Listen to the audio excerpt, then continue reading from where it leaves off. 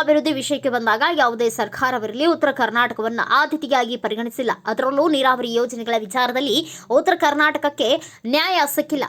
ಉತ್ತರ ಕರ್ನಾಟಕ ಮತ್ತು ದಕ್ಷಿಣ ಕರ್ನಾಟಕದ ಬಹುತೇಕ ನೀರಾವರಿ ಯೋಜನೆಗಳು ಕರ್ನಾಟಕ ಏಕೀಕರಣದ ನಂತರ ಆರಂಭವಾಗಿವೆ. ಆದರೆ ದಕ್ಷಿಣ ಕರ್ನಾಟಕಕ್ಕೆ ಸಿಕ್ಕ ಸವಲತ್ತು ಉತ್ತರ ಕರ್ನಾಟಕಕ್ಕೆ ದೊರಕಿಲ್ಲ. ಆಡಳಿತಾತ್ಮಕ ಅನುಮೋದನೆ ಇರಲಿ, ಸಕಾಲಿಕ ನಿರ್ಧಾರವಾಗಿರಲಿ ಅಥವಾ ಅಗತ್ಯ ಹಣಕಾಸು ನೆರವು ಒದಗಿಸುವ ವಿಚಾರದಲ್ಲಿ ಸರ್ಕಾರಗಳು ಯಾವಾಗಲೂ ತಾರತಮ್ಯ ಅನುಸರಿಸಿವೆ.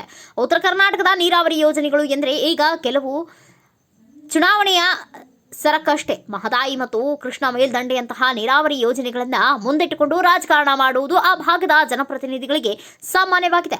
ರಾಜಕಾರಣಿಗಳ ಇಚ್ಛಾಶಕ್ತಿ ಕೊರತೆಯಿಂದ 3-4 ದಶಕಗಳಿಂದ ಬಹುತೇಕ ಯೋಜನೆಗಳು ಕಾರ್ಯಗತವಾಗದೆ ನೆನೆಗುದಿಗೆ ಬಿದ್ದಿವೆ.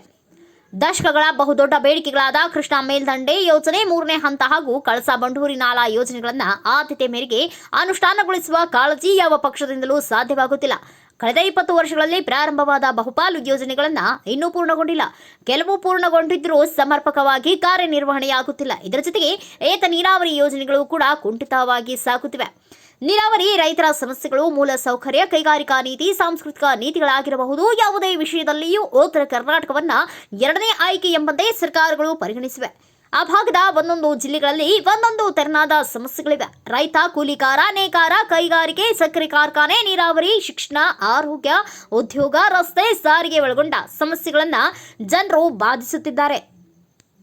ಬೆಳಗಾವಿ ಸುವರ್ಣಸೌಧದಲ್ಲಿ ಪ್ರತಿ ವರ್ಷ 10 ದಿನಗಳ ಕಾಲ ವಿಧಾನಮಂಡಲ ಚಳಿಗಾಲ ಅಧಿವೇಶನ ನಡೆಯುತ್ತದೆ. ಆದರೆ ಚಳಿಗಾಲ ಅಧಿವೇಶನದ ನೈಜ ಆಶಯವೇ ಮಣ್ಣು ಪಾಲಾಗಿದೆ ಎಂಬುದು ಆ ಭಾಗದ ಜನರ ಅಳಲು. ಉತ್ತರ ಕರ್ನಾಟಕದ ಸಮಸ್ಯೆಗಳ ಕುರಿತು ಗಂಭೀರ ಚರ್ಚೆಗಳು ನಡೆದು ರಚನಾತ್ಮಕ ತೀರ್ಮಾನಗಳನ್ನು ಸರ್ಕಾರ ಕೈಗೊಂಡು ನಿದರ್ಶನಗಳನ್ನು ಹುಡುಕಿದರೆ ನಿರಾಶೆಯ ಭಾವನವೇ ಜನರಲ್ಲಿ ಆವರಿಸಿದೆ. ಸದನದಲ್ಲಿ ಕಾಟಾಚಾರಕ್ಕೆ ಒಂದಿಷ್ಟು ಮಾತನಾಡಿ ಹಾರಿಕೆಯ ಭರವಸೆಗಳನ್ನು ಕೊಟ್ಟು ಬೆಂಗಳೂರು ಕಡೆ ಶಾಸಕರು, ಸಚಿವರು ಹಾಗೂ ಅಧಿಕಾರಿ ವರ್ಗ ಶಿಫ್ಟ್ ಆಗುವುದು ಪ್ರತಿ ವರ್ಷದ ರೋಟಿನ್ ಕೆಲಸವಾಗಿದೆ ಎಂದು ಕಿಡಿಕಾರಿದ್ದಾರೆ.